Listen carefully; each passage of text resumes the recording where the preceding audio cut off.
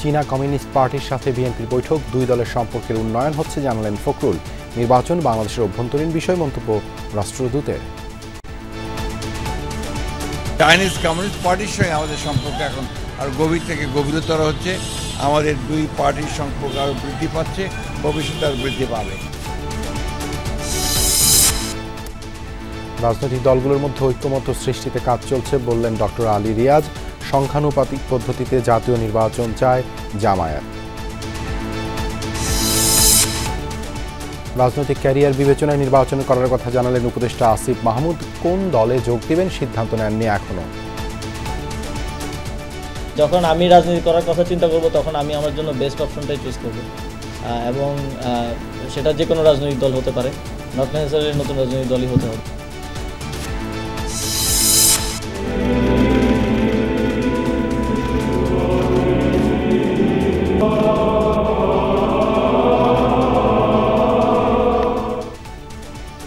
শ্রদ্ধা ভালোবাসায় pope ফ্রান্সিসকে চিরবিদায়। Saint Peter's স্কয়ারে অন্ত্যেষ্টিক্রিয়ায় 2.5 lakh মানুষের অংশগ্রহণ। যোগ দেন ডক্টর ইউনূস সহ বিশ্ব নেতারা। সারা দেশে বাড়ছে গরমের তীব্রতা, ব্যাহত জীবনযাত্রা। লোডশেডিং হলেও সহনীয় রাখার চেষ্টা করবে সরকার। প্রচন্ড গরমে গাড়ি চালানো যাচ্ছে না, ধৈর্যের বাইরে চলে গেছে, এত গরম। লোডশেডিং হবে না এটা বলবো না, কিন্তু লোডশেডিংটা সহনীয় মাত্রায় থাকবে। আরেকটা হচ্ছে গ্রাম ও শহরের মধ্যে পার্থক্য থাকবে না। বিসিবির 250 কোটি টাকা ভিন্ন ব্যাংকে স্থানান্তর নিয়ে প্রশ্নের মুখে সভাপতি ফারুক আহমেদ। নারায়ণগঞ্জে গণহত্যা মামলার আসামি রানার সাথে সুসম্পর্কের অভিযোগ। এছাড়াও রাতের বাংলাদেশে থাকছে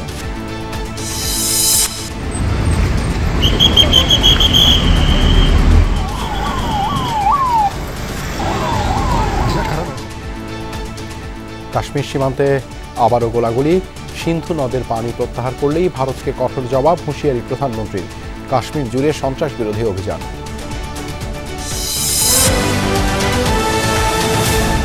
চীনের কমিউনিস্ট পার্টির সাথে নতুন করে সম্পর্ক ভালো হচ্ছে, আলোচনা ফলপ্রসূ হয়েছে বলে জানিয়েছেন বিএনপি মহাসচিব মির্জা ফখরুল ইসলাম আলমগীর। গুলশানে চীনের কমিউনিস্ট পার্টির পেং জিউয়ানের নেতৃত্বে কেন্দ্রীয় কমিটির আন্তর্জাতিক বিভাগের 8 সদস্যের প্রতিনিধি দলের সাথে বিএনপির বৈঠক শেষে কথা জানান মির্জা ফখরুল ইসলাম আলমগীর। তিনি আরও জানান, ফ্যাসিস্টের আমলে 15 বছর চীনা কমিউনিস্ট পার্টির সাথে সম্পর্ক ভালো রাখা সম্ভব হয়নি। বাংলাদেশের নির্বাচন নিয়ে দুই পক্ষের আলোচনা হলেও চীনের কমিউনিস্ট পার্টি এ বিষয়ে জনগণের উপর আস্থা রাখতে চায় বলে জানান চীনা রাষ্ট্রদূত।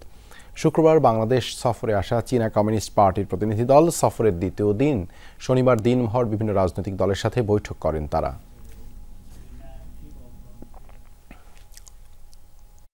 আমাদের একটা খুব অনেক পুরনো সম্পর্ক আছে আপনার চীনা কমিউনিস্ট পার্টির সঙ্গে। এটা প্রায় মাঝখানে 15 বছর ছিল না, কারণ আপনার ফ্যাসিজম সেগুলো অ্যালাউ করেনি। এখন আবার আমরা সেটাকে রিভাইভ করেছি, ফলে আমাদের চাইনিজ কমিউনিস্ট পার্টির সঙ্গে আমাদের সম্পর্ক এখন আর গভীর থেকে গভীরতর হচ্ছে। Communist Party of China and the BNP work together to enhance our cooperation and to look after next 50 years cooperation between us. So it is a very good discussion. December থেকে জুনের মধ্যে নির্বাচনের কথা বলে জনগণকে কেন পেন্ডুলামের মতো দোল খাওয়ানো হচ্ছে এমন প্রশ্ন তুলেছেন বিএনপির সিনিয়র যুগ্ম মহাসচিব রুহুল কবির রিজভী। দ্বিধা দ্বন্দ্বে না রেখে দ্রুত নির্বাচনের রোডম্যাপ দেওয়ার দাবি জানান তিনি।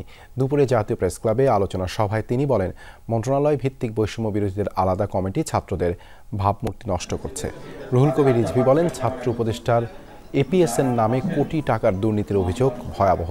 অভিযোগ করেন, প্রধান উপদেষ্টার নামে থাকা হয়রানিমূলক মামলা প্রত্যাহার হলেও বিএনপি নেতাকর্মীদের 60 লাখ মামলা এখনও প্রত্যাহার হয়নি। জনগণের টাকা লুট করে সেই টাকায় আওয়ামী লীগ আবারও নাশকতার পরিকল্পনা করছে বলে অভিযোগ করেন রিজভী। সমাজের বিপদগামীদের কথায় বিভ্রান্ত হয়ে দুর্নীতিতে না জড়িয়ে ক্যাম্পাসে অনিয়মের বিরুদ্ধে ছাত্রদের সোচ্চার হওয়ার আহ্বান জানান তিনি। ছাত্র নেতারা বিভিন্ন মিনিস্ট্রিতে গিয়ে তারা মনে হচ্ছে যে মিনিস্ট্রির যেমন পার্লামেন্টারি কমিটি থাকে তেমনি ছাত্রদের একটা কমিটি থাকছে। এটা তো ছাত্রদের ভাবমূর্তি নষ্ট হচ্ছে। কেন তাদের এপিএস এর নামে শত কোটি টাকা দুর্নীতির অভিযোগ আসবে? কেন এই দ্বিধা দ্বন্দ্বের মধ্যে দোলাচ্ছেন মানুষের হৃদয়কে? পেন্ডুলামের মধ্যে ডিসেম্বর না জুন এর মধ্যে দোল খাচ্ছে কেন? এটা সুস্পষ্ট করুন। নির্বাচন নিয়ে শঙ্কা আর সন্দেহ দেখা দিয়েছে অন্তর্বর্তীকালীন সরকার ও রাজনৈতিক দলগুলোর মধ্যে। ধোঁয়াশা কাটাতে তাই সুনির্দিষ্ট রোডম্যাপ চায় দলগুলো। নেতারা বলছেন, নির্বাচন এড়িয়ে অন্তর্বর্তী সরকারকে দীর্ঘদিন ক্ষমতায় রাখার চেষ্টা চলছে। দিনক্ষণ ঘোষণা হলে তারা আশ্বস্ত হতেন। রাজনীতি বিশ্লেষক সাব্বির আহমেদের মতে রোডম্যাপের দাবি যৌক্তিক, বাস্তবসম্মত, কেননা এর উপরই নির্ভর করছে দল ও কমিশনের নির্বাচনী প্রস্তুতি। সাইফুদ্দিন রবিনের রিপোর্ট। অন্তর্বর্তী সরকার গঠনের পর থেকেই দ্রুত নির্বাচনের দাবি জানিয়ে আসছে বিএনপি। শুরুতে 6 মাসের মধ্যে, কখনো যৌক্তিক সময় থেকে 1 বছর, আর সবশেষ চলতি বছরের ডিসেম্বরের মধ্যে ভোটের দাবিতে অটল দলটি। দুদফা প্রধান উপদেষ্টার সাথে সাক্ষাৎ করেও আশ্বস্ত হতে পারেনি বিএনপি। পরিষ্কার করেই বলেছি যে আমরা ডিসেম্বর কাট আউট টাইম। কেন বারবার নির্বাচনের নির্দিষ্ট দিন তারিখ চাইছে বিএনপি? আমরা মনে করি জাতীয় সংসদ নির্বাচনের জন্য একটি সুনির্দিষ্ট রোডম্যাপ প্রদান করার সাথে সাথে জনমনে একটা স্বস্তির ভাব আসবে যে সত্যিকারভাবে একটি নির্বাচন অনুষ্ঠিত হবে, জাতীয় নির্বাচন। রাজনৈতিক দলগুলো আশ্বস্ত হতে পারবো যে আমরা কখন কিভাবে নির্বাচনের জন্য আগাতে হবে। অনিশ্চিত পরিবেশের মধ্যে বিনিয়োগ, ব্যবসা বাণিজ্য হয় না এবং রাজনৈতিক অস্থিরতাও বিদ্যমান থাকে। পরস্পরের সম্মানবোধের বাইরে গিয়ে সাংঘর্ষিক রাজনীতির দিকে যাবে, সেই জায়গাটাই কিন্তু স্বৈরাচারের জন্য আপনি মুক্ত করে দিচ্ছেন। গণতান্ত্রিক অর্ডারের দিকে যতক্ষণ না যাবেন ততক্ষণ স্বৈরাচারের জন্য একটা স্পেস ক্রিয়েট করে দিচ্ছেন। বিএনপির সঙ্গে যুগপৎ আন্দোলনে থাকা দলগুলোর নেতারাও মনে করেন, নির্বাচনের সুনির্দিষ্ট দিনক্ষণ নিয়ে সরকার ও রাজনৈতিক দলগুলোর মধ্যে দূরত্ব তৈরি হয়েছে। স্পষ্ট একটা ধারণা যদি পাওয়া যেত, দ্বিধা, একটা সন্দেহ যেটা কাজ করছে, সেটার একটা অবসান করা যেত। নির্বাচনের তফসিল ঘোষণা করবে নির্বাচন কমিশন। সরকার নির্বাচন কমিশনকে তার একটা রাজনৈতিক ডিরেকশন তারা বলতে পারেন।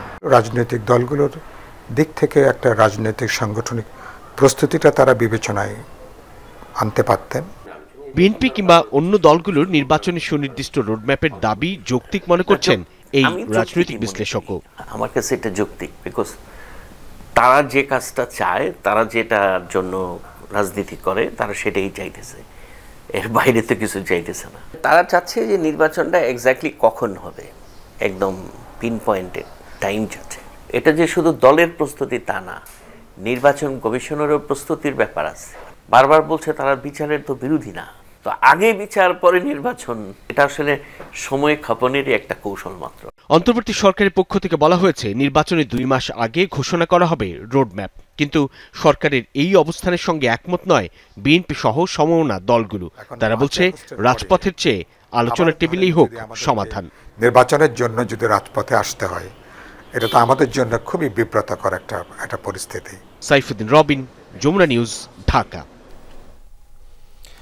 সর্বোচ্চ 2বারের বেশি প্রধানমন্ত্রী নয়, আর সংসদ ও রাষ্ট্রপতির মেয়াদ 5 বছরই হতে হবে বলে জাতীয় ঐক্যমত্য কমিশনকে জানিয়েছে জামায়াতে ইসলামী। কমিশনের সাথে বৈঠক শেষে এসব কথা জানান জামায়াতের নায়েবে আমির ডাক্তার সৈয়দ আবদুল্লাহ মোহাম্মদ তাহের। বৈঠকে ঐক্যমত্য কমিশনের সহসভাপতি অধ্যাপক আলী রিয়াজ বলেন, রাজনৈতিক দলগুলোর মধ্যে ঐক্যমত্য সৃষ্টিতে কাজ চলছে। রাজনৈতিক দলগুলোর সাথে আলোচনার ধারাবাহিকতায় শনিবার জামাতে ইসলামের সাথে বৈঠকে বসে জাতীয় ঐকমত্য কমিশন। সকাল 10:30 থেকে 1 ঘন্টার বিরতি দিয়ে বিকাল 5টা পর্যন্ত চলে এই বৈঠক। বৈঠকের শুরুতে ঐকমত্য কমিশনের সহসভাপতি অধ্যাপক আলী রিয়াজ বলেন, ফ্যাসিবাদ নিরসনে জামাতের ভূমিকা দেশ ও জাতি মনে রাখবে। রাজনৈতিক দলগুলোর ঐক্যমতের মধ্য দিয়ে সংস্কার দ্রুত শেষ হবে। আমরা অত্যন্ত দ্রুততার সঙ্গে একটি জাতীয় সনদে উপনীত হতে চাই, কিন্তু একই সঙ্গে এটাও স্মরণ করা দরকার যে এক ঐতিহাসিক মুহূর্তে আমরা আছি। আমাদের এই সুযোগ যারা তৈরি করে দিয়েছেন, যে বীর শহীদরা, তাদের কাছে আমাদের একটি ঋণ আছে, যেন এই সুযোগ কোনো অবস্থাতে হাতছাড়া হয়ে না যায়। প্রায় 6 ঘন্টার বৈঠক শেষে সাংবাদিকদের সাথে কথা বলেন জামাতের 10 সদস্যের প্রতিনিধি দলের প্রধান, দলের নায়েবে আমির ডাক্তার সৈয়দ আবদুল্লাহ মোহাম্মদ তাহের। তিনি বলেন, সংসদ ও প্রেসিডেন্টের মেয়াদ 5 বছরই রাখার পক্ষে জামাত, আর সর্বোচ্চ 2বারের বেশি কেউ প্রধানমন্ত্রী হতে পারবেন না বলে জানান তিনি। যে কয়েকটি বিষয়ে আমরা একমত হয়েছি, তার ভিতরে একটি গুরুত্বপূর্ণ বিষয় হচ্ছে প্রধানমন্ত্রী 2বারের বেশি একই পদে থাকতে পারবেন না। দলটির প্রতিনিধি দলের প্রধান আরও বলেন, সংখ্যানুপাতিক পদ্ধতিতে জাতীয় নির্বাচন দিতে হবে। ন্যাশনাল কনস্টিটিউশনাল কাউন্সিল গঠন সহ বেশ কিছু বিষয়ে একমত হয়েছে তার দল।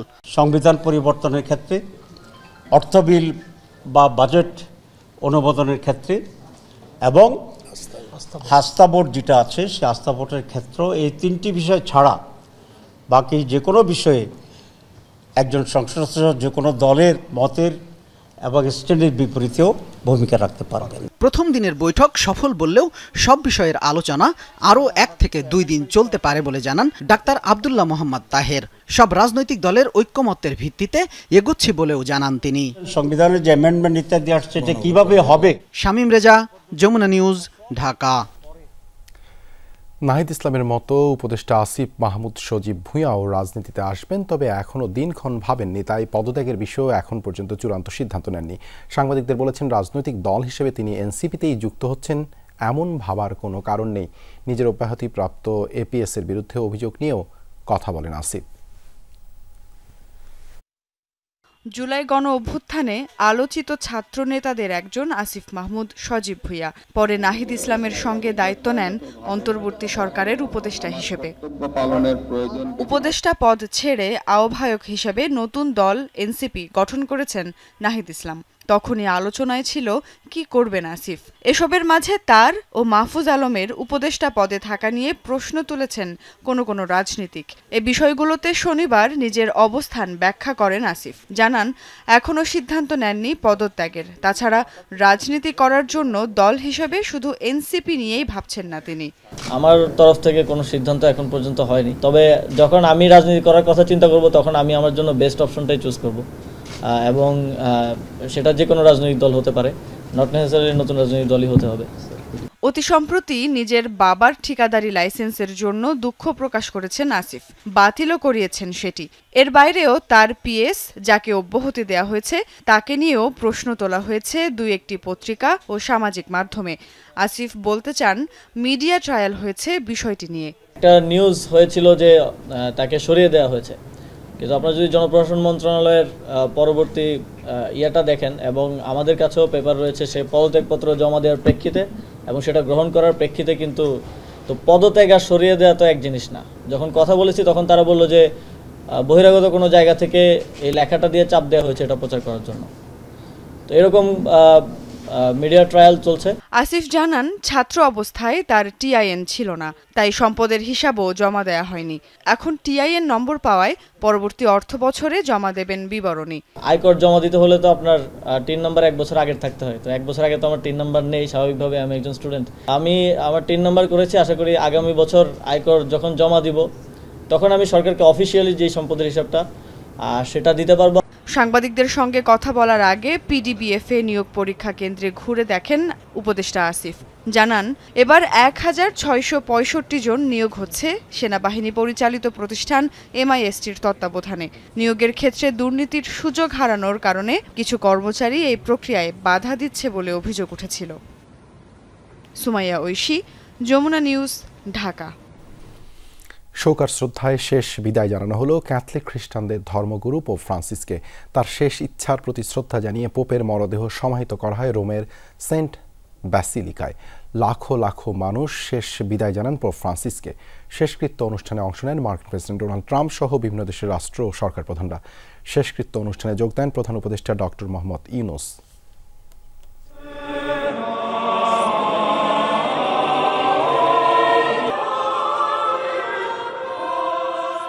জীবনের অন্তিম যাত্রায় থাকবে না কোনো আড়ম্বর আর আনুষ্ঠানিকতার বাড়াবাড়ি, এমনটাই ইচ্ছা ছিল পোপ ফ্রান্সিসের। খ্রিস্ট ধর্মের প্রধান ধর্মগুরুর সেই শেষ ইচ্ছার প্রতি পূর্ণ শ্রদ্ধা জানালো ভ্যাটিকান কর্তৃপক্ষ। সাধারণ কাঠের কফিনে করে হাজির করা হয় পোপ ফ্রান্সিসের মরদেহ। পোপের প্রতি শ্রদ্ধা জানাতে জড়ো হন প্রায় 2.5 লাখ মানুষ। নিরাপত্তার চাদরে ঢেকে ফেলা হয় পুরো এলাকা। ফার্স্ট লেডি মেলানিয়াকে সাথে নিয়ে অংশ নেন মার্কিন প্রেসিডেন্ট ডোনাল্ড ট্রাম্প, ছিলেন ফরাসি প্রেসিডেন্ট ইমানুয়েল ম্যাক্রন, ব্রিটিশ প্রধানমন্ত্রী কের স্টারমার সহ বিশ্ব নেতারা। পোপের প্রতি শ্রদ্ধা জানানোর সময় বাকি নেতাদের সাথে হাত মেলান মার্কিন প্রেসিডেন্ট ট্রাম্প। ঐতিহাসিক এই মুহূর্তকে আখ্যা দেওয়া হয় শান্তির জন্য করমর্দন হিসেবে। পোপের প্রতি শ্রদ্ধা জানাতে উপস্থিত ছিলেন অন্তর্বর্তী সরকারের প্রধান উপদেষ্টা ডক্টর মোহাম্মদ ইউনুসও। তিনি শেষ শ্রদ্ধা জানান খ্রিস্ট ধর্মের প্রধান ধর্মগুরুর প্রতি।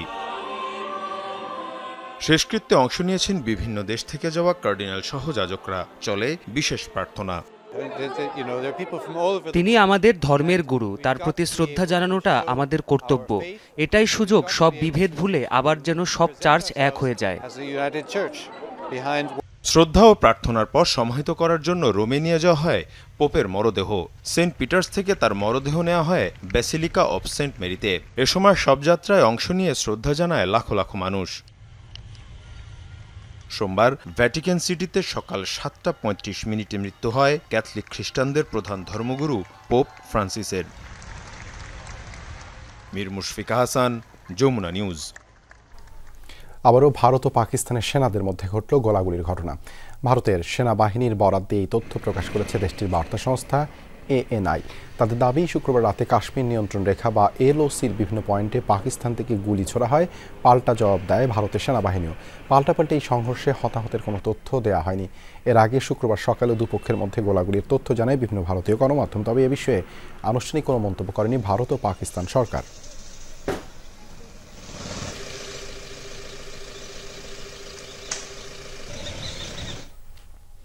সিন্ধু নদের পানি প্রবাহে কোনো বাধা দেয়া হলে কিংবা এর পানি প্রত্যাহার করা হলে ভারতকে পূর্ণ শক্তিতে কঠোর জবাব দেবে পাকিস্তান, এমন হুঁশিয়ারি দিয়েছেন দেশটির প্রধানমন্ত্রী শাহবাজ শরীফ। শনিবার পাকিস্তান মিলিটারি একাডেমির এক প্যারেডে অংশ নিয়ে মন্তব্য করেন তিনি।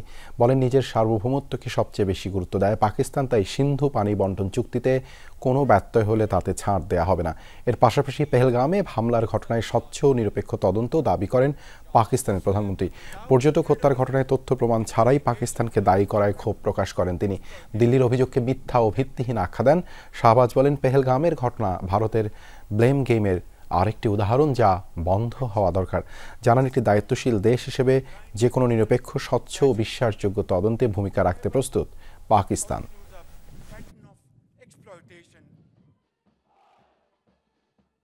Any attempt to stop, reduce or divert সিন্ধু নদের পানি প্রবাহে বাধা কিংবা এর পানি প্রত্যাহার করা হলে পূর্ণ শক্তিতে এর জবাব দেবে পাকিস্তান। এই ইস্যুতে কোনো ধোঁয়াশা কিংবা সন্দেহের অবকাশ নেই।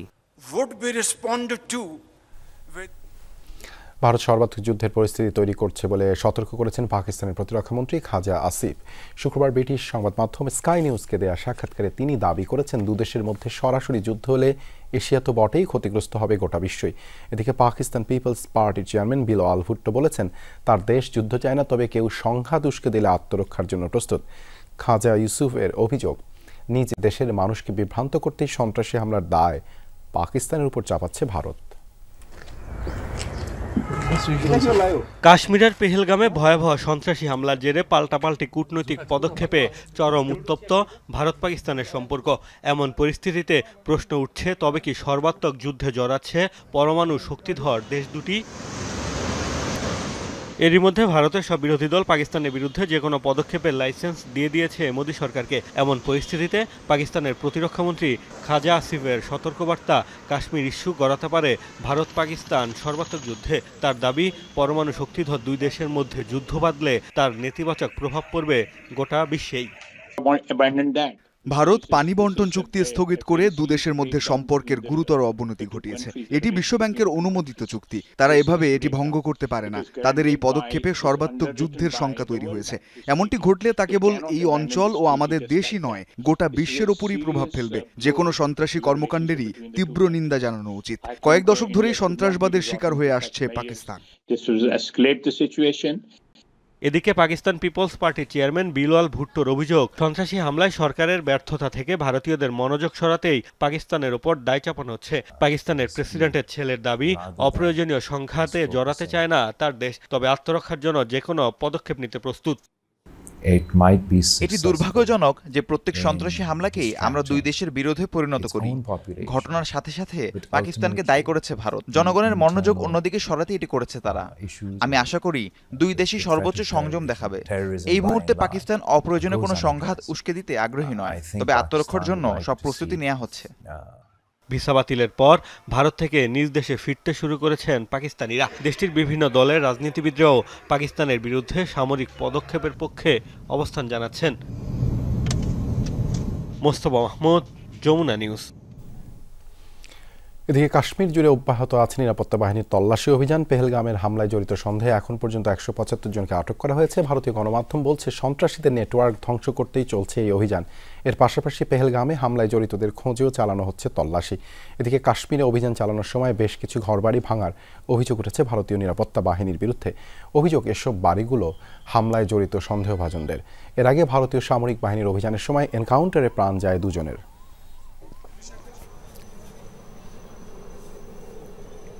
সারা দেশে বাড়ছে গরমের তীব্রতা, এতে ব্যাহত জীবনযাত্রা। সকাল থেকেই সূর্যের তেজ, সাথে ভ্যাপসা বাতাস, বইছে তাপপ্রবাহ।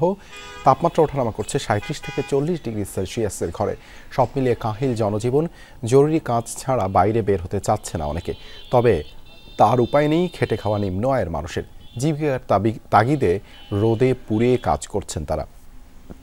আবহাওয়া অফিস জানিয়েছে আগামী 2 থেকে 3 দিন চলবে এমন তাপপ্রবাহ। নেই বৃষ্টির পূর্বাভাস। প্রচন্ড গরমে গাড়ি চালানো যাচ্ছে না, পিছির থেকে তাপ মুখে আসতেছে, ক্লান্ত হয়ে আমরা গাড়ি চালাতে পারছি না। ধৈর্যের বাইরে চলে গেছে, এত গরম আর সহ্য করতে পারতেছি না। আর সারাদিন এই রোদের ভিতর আমরা পড়তেছি। এবছর গরমেও লোডশেডিং হতে পারে বলে আশঙ্কা করছেন বিদ্যুৎ উপদেষ্টা ফাউজুল কবির খান। তবে তা সীমিত ও সহনীয় রাখার চেষ্টা চলছে জানিয়ে তিনি বলেন শহর ও গ্রামে লোডশেডিং হবে সমপরিমাণ।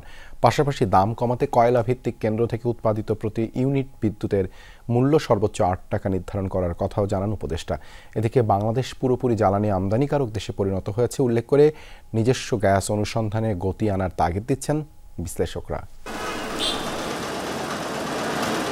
গ্রীষ্মের শুরু থেকেই বেড়েছে গরমের প্রকোপ। আশঙ্কা আরও বাড়বে তাপমাত্রা। স্বাভাবিকভাবেই তাই বাড়ছে বিদ্যুতের চাহিদাও। চলতি মাসে 16,000 মেগাওয়াটেরও বেশি বিদ্যুৎ উৎপাদন করেছে বিদ্যুৎ উন্নয়ন বোর্ড। ফলে এখনও সেই অর্থে লোডশেডিং নেই বললেই চলে। এ অবস্থায় কেমন যাবে আগামী দিনগুলো, প্রশ্ন উপদেষ্টার কাছে। 16,000 মেগাওয়াট উৎপাদন হয়েছে, সেখানে 179 মেগাওয়াট লোডশেডিং হয়েছে। যে প্রজেকশনে আছে সেটা 18,000। তা আমরা বাড়তি এলএনজি আনার চেষ্টা করতেছি। তারপরে হচ্ছে যে কোলগুলোর জেনারেশন করার চেষ্টা করছি। আশা করি যে আমরা এটা ম্যানেজ করতে পারবো এবং লোডশেডিং হবে না এটা বলবো না, কিন্তু লোডশেডিংটা সহনীয় মাত্রায় থাকবে। আরেকটা হচ্ছে গ্রাম ও শহরের মধ্যে পার্থক্য থাকবে না। ফোরাম ফর এনার্জি রিপোর্টার্সের এই সেমিনারে উপদেষ্টা জানান জ্বালানি খাতে আওয়ামী সরকারের রেখে যাওয়া বকেয়া ছিল $3 বিলিয়ন বেশি। 2.5 বিলিয়নের বেশি বকেয়া শোধ হয়েছে জানিয়ে ফাউজুল কবির বলেন রাষ্ট্রায়ত্ত বিদ্যুৎ ও জ্বালানি কোম্পানিগুলো অস্বাভাবিক মুনাফা করে, যার ভাগ পান কর্মীরাও। এটা বন্ধে উদ্যোগ নেয়ার পাশাপাশি বিদ্যুতের দাম সহনীয় রাখার চেষ্টার কথাও জানান তিনি। মাতার বাড়িতে আমরা একটা কোল ফায়ার পাওয়ার প্ল্যান্টের জন্য একটা বেঞ্চমার্ক স্ট্যাবলিশ করছি, 8 টাকা 44 পয়সা। কয়লা ভিত্তিক বিদ্যুৎ কেন্দ্রকে আমরা বলতেছি যে ট্রান্সপোর্টেশনের কিংবা লজিস্টিক্সের কোনো রকম একটা পার্থক্য থাকতে পারে, কিন্তু সেই পার্থক্য তো প্রতি ইউনিট বিদ্যুতের 3-4 টাকা হওয়ার কথা না। বিশেষজ্ঞরা দেশীয় তেল গ্যাস অনুসন্ধানের তাগিদ দিয়ে অন্তর্বর্তী সরকারকে জ্বালানি নীতি সংশোধনের অনুরোধ জানান।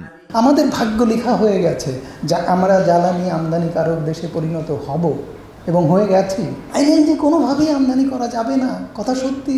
কারণ যে দামে গ্যাস সাপ্লাই হবে ইন্ডাস্ট্রিকে 75 টাকা দামে গ্যাস কিনতে হবে, এটাই বাস্তবতা। 1800 MMCFD আমরা 2008-9 প্রডিউস করতাম, 2660 MMCFD করে দিলাম আমি, প্রায় 1900-এর মতো বাড়াই দিলাম 16-17-এ। No exploration. সংকট নিরসনের জন্য খুব ত্বরিত কিছু ব্যবস্থা নেওয়া হচ্ছে এবং একই সাথে সরকারের যে দীর্ঘমেয়াদী নীতি, যদি আমি এটাকে 3-0 দিয়ে বলতে চাই, যা তাহলে 3-0-র প্রেক্ষাপটে যে নীতিগুলো নেওয়া হচ্ছে তার কিছু কিছু সাংঘর্ষিক। সুতরাং সেই জায়গা থেকে আমার মনে হয় যে দ্রুততর সময়ে একটি জ্বালানি নীতি দরকার। জবাবে উপদেষ্টা বলেন স্বল্প মেয়াদের সরকার হওয়ায় জ্বালানি খাতের দীর্ঘমেয়াদী অনেক সংস্কারই করা যাচ্ছে না। এটা একটা স্বল্প মেয়াদের সরকার। মাহফুজ মিশু, যমুনা নিউজ, ঢাকা।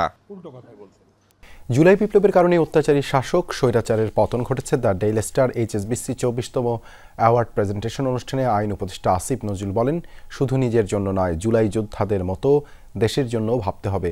ও লেভেল এবং এ লেভেল পরীক্ষার কৃতিত্ব অর্জনকারী শিক্ষার্থীদের সংবর্ধনা অনুষ্ঠানে আইন উপদেষ্টা বিদেশে লেখাপড়ার পর মেধাবীদের জন্মভূমিতে ফেরার আহ্বান জানান।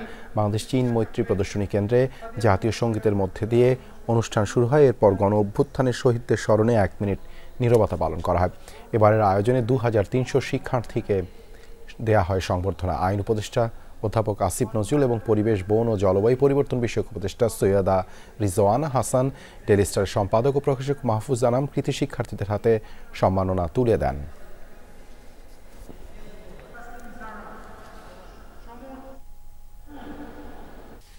বৈদ্যুতিক ত্রুটির কারণে বিকেলে 2.25 ঘন্টা বন্ধ থাকার পর মেট্রো রেল চলাচল আবারও স্বাভাবিক হয়েছে।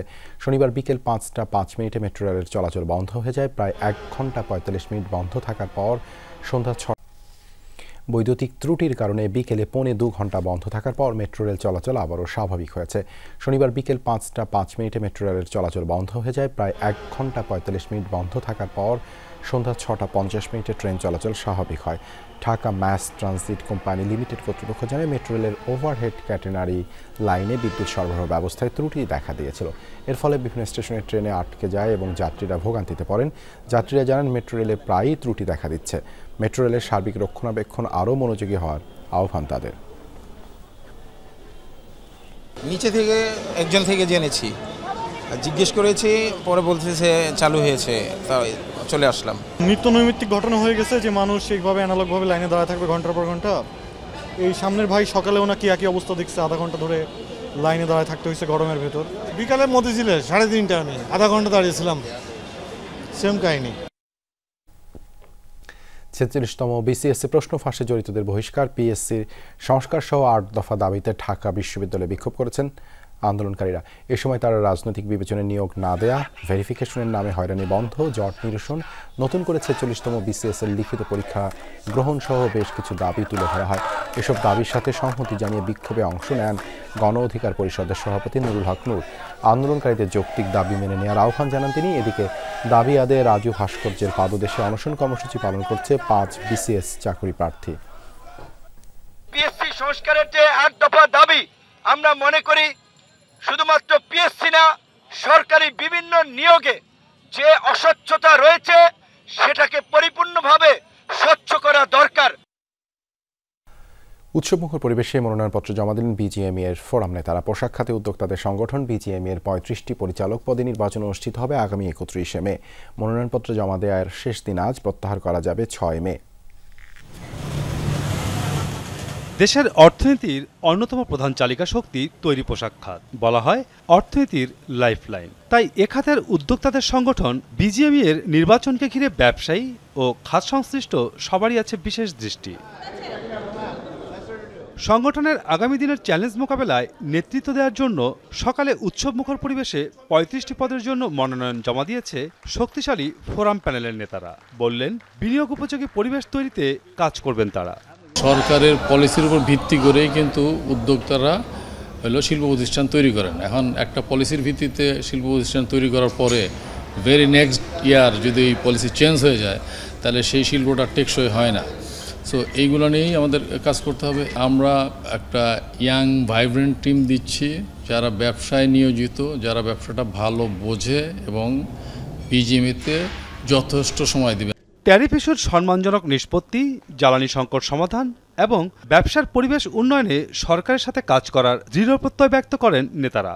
বলেন, ইউটিলিটি বিল দিয়েও এখন গ্যাস মিলছে না। নির্বাচনে ফোরাম প্যানেল জিতলে এমন পরিবেশ তৈরি করা হবে যেখানে শিল্পের সমস্যা দ্রুত সমাধান হবে। ফোরাম আশাবাদী, এই শিল্প উন্নয়নে সরকার দীর্ঘমেয়াদী সুযোগ সুবিধা প্রদান করবে। বিনিয়োগ বাড়ানোর বিষয়টিকে তারা প্রাধান্য দিচ্ছে। ইউটিলিটি ক্রাইসিস, ইউটিলিটি বিল বেড়ে গেছে, ইউটিলিটি বিল দিয়েও আমরা গ্যাস পাচ্ছি না। সো এসব ক্ষেত্রে আমরা কাজ করব, একটা দীর্ঘমেয়াদী প্ল্যান করব, আমরা গভর্নমেন্টের সাথে বসবো কীভাবে আমরা একটা লং টার্ম সুবিধা দিতে পারি। আমাদের যেই রকমের ক্রাইসিস ছিল সেগুলো রয়ে গেছে। সো আমি বিশ্বাস করি যে ফোরাম যদি আসে এবং এই ইলেকশনে যদি জিতে, এই ক্রাইসিস পিরিয়ড থেকে আমরা উঠে আসতে পারবো। দলমত নির্বিশেষে সৌহার্দ্যপূর্ণ পরিবেশে নির্বাচন অনুষ্ঠানের ব্যাপারে আশাবাদী বিজিএমইএ এর বর্তমান প্রশাসক। ভালো নির্বাচনে যদি যা সহায়তা করা দরকার আপনারা করবেন। আমরা চাই হিসেবে একটা সুষ্ঠু, সুন্দর, অর্থবহ নির্বাচন।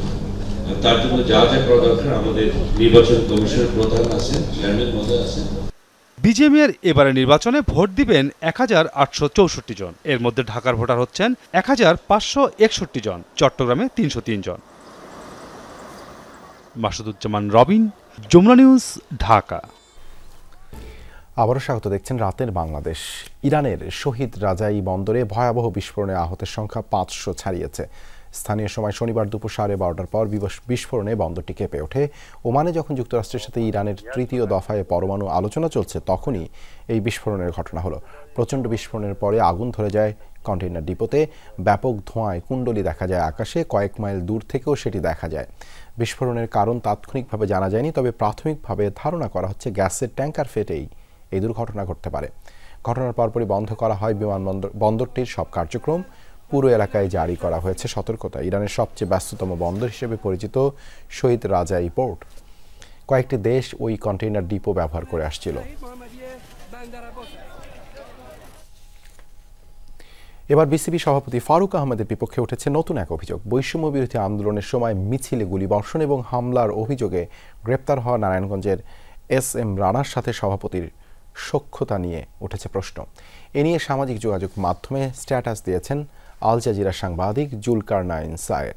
তবে যমুনা টেলিভিশনকে ফারুক আহমেদ দাবি করেছেন রানার সঙ্গে তার পরিচয় ছিল ক্রীড়া সংগঠক হিসেবে। এসব ব্যাপারে ভবিষ্যতে আরও সতর্ক থাকবেন বলেও জানান বিসিবি সভাপতি।